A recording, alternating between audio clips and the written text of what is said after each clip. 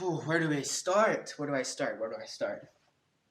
Let's just say that your boy fell down a mountain, rolled into a cave, and stayed there for a while before climbing out into the sunlight again and ending up in Poland.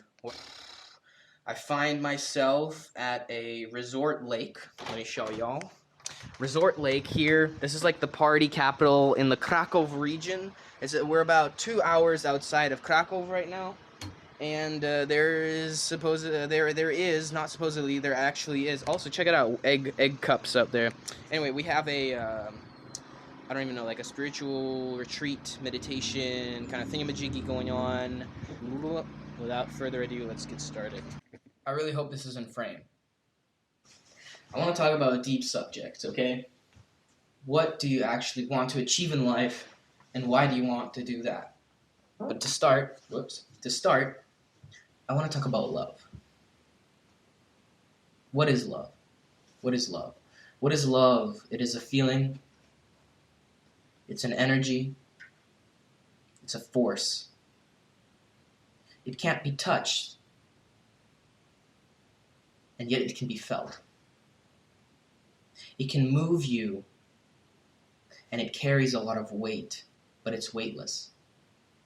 I don't know if animals can feel love for one another in the same way that humans do. I think our capacity to love has led us to evolve differently than other animals, such as apes. I'm sure animals can feel an attachment, a tenacity towards one another. But true love, I think, only exists in between humans. Because true love can only be felt by the pure essence of who you are, the embodiment of your being, the spirit, and the spirit soul. And our whole lives, we are struggling to feel that connection with the whole.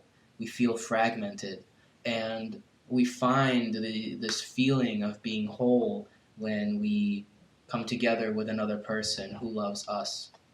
But really, it's only half of the way there. For true completeness comes when you combine your own self with that of the greater whole. And to do that requires a lot of internal work, a lot of energy, a lot of pressure. It's not easy. It's not easy to love. It's not easy to be loved. We confuse love and lust a lot of the times. The way I would differentiate the two is love is felt in the heart, and lust pretends that it's in the heart. Lust has a tendency to trick us, to take us down paths that we don't necessarily, not that we don't want to take them, but that don't necessarily serve us. For true love guides us towards the greater whole, whereas lust diminishes our power to seek out that greater whole. Lust is a feeling carried in the brain, and your brain creates the narrative that allows you to fall in love with someone that you truly lust for. Whereas love comes from the heart, and your brain is then forced to accept that. I used to lust after this girl. I thought she meant the world to me. But really, it was just her body. And there's nothing wrong with that. I think that's just only animal. We are animals after all. We're driven. Our material bodies are animal, and yet our spirit selves aren't. Spirit self is the energy of life. That's what keeps us connected to Mother Nature, because all things alive have the same fragment of spirit. It's what allows plants to breathe and to metabolize nutrients, this collective consciousness of the greater community, the greater tribe, and yet we're all connected to an even greater tribe, an even greater community that is the Supreme Soul, that is the Supreme Being. Some people call it God, some people call it the universe. It doesn't have a gender, it is genderless. It doesn't have a face, it is faceless. And yet, when you know the face of God, you have truly made it in life. You've truly found the higher purpose of your entire existence. So back to love. How does it guide us?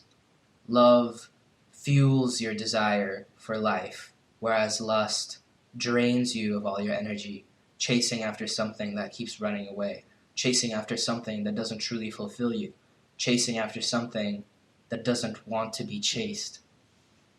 And yet it's exciting. For love is a feeling deeper than bone, deeper than skin, and yet lust is such a powerful reaction in the brain. It makes us feel so much, this tension, this energy, this drama, this exertion. It all comes together in this one giant explosion of feeling and emotion and power, and then it's taken away from us, and we feel completely discarded. It's one of the worst feelings a human can experience. It's true mental torture to be discarded, or at least feel like you've been discarded. And this has happened to me a few times, I will admit. I get attached very easily. I used to. I'm better at it now. I have learned to transmutate my negative energies, my negative emotions, my negative thoughts, and I've learned to transform them into positive thinking, positive emotions, and productive thoughts.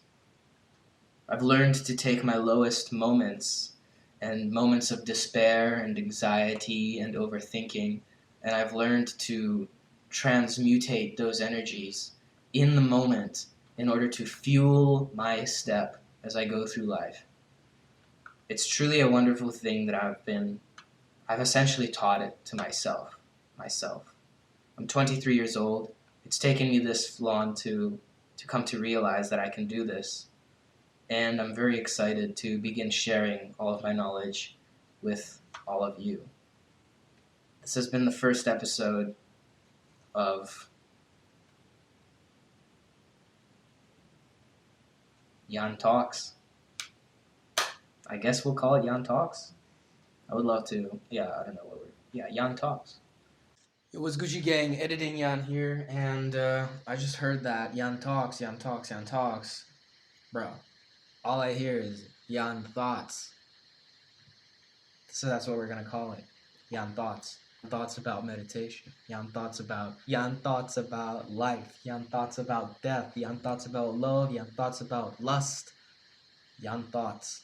I'm really excited for this. I think this is the format that I've been searching for my whole life, and I'm really stoked to see where this will go. Back to the video. I want you to take this from my heart to yours.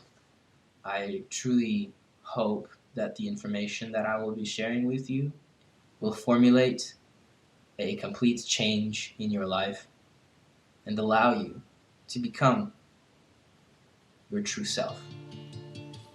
Remember, you are a spirit soul, part and parcel of a supreme soul.